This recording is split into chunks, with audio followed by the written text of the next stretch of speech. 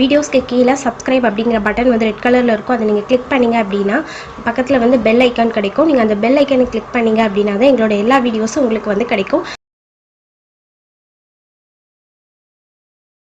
வணக்கம். இன்னைக்கு online tailoring கிளாஸ்ல நம்ம என்ன பார்க்க போறோம் அப்படின்னா ஆரி கிளாஸ் தான் பார்க்க போறோம். ஸோ ஆரியில இன்னைக்கு வந்து செயின் ஸ்டிச் வந்து நான் வந்து போட்டு காமிக்கிறேன்.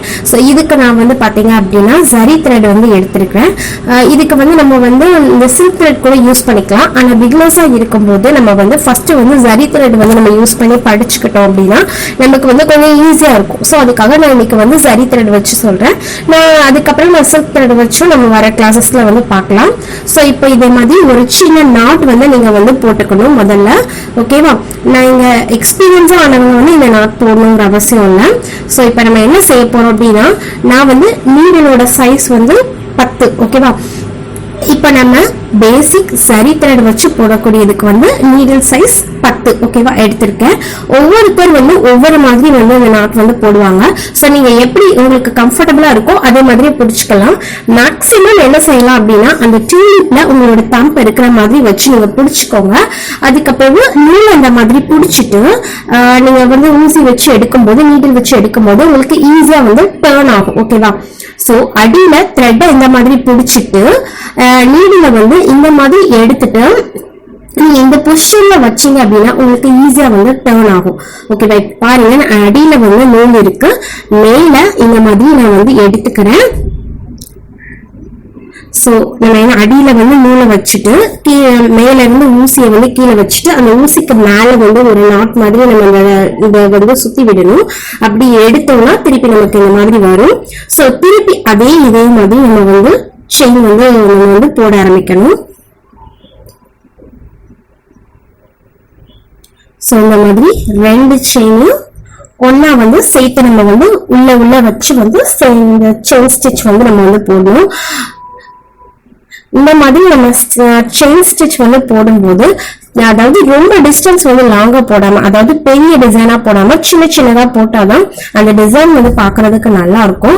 சோ ஆரி வந்து பொறுத்தளவு ரொம்ப டிஃபிகல்ட்டா இருக்கிற மாதிரி நிறைய பேர் வந்து ஃபீல் பண்ணுவாங்க.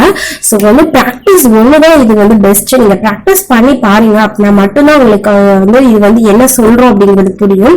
சோ இந்த ஸ்டிச்சஸ் வந்து ஒரு 2-3 டைம்ஸ் வீட்டுல வந்து போட்டு பாருங்க.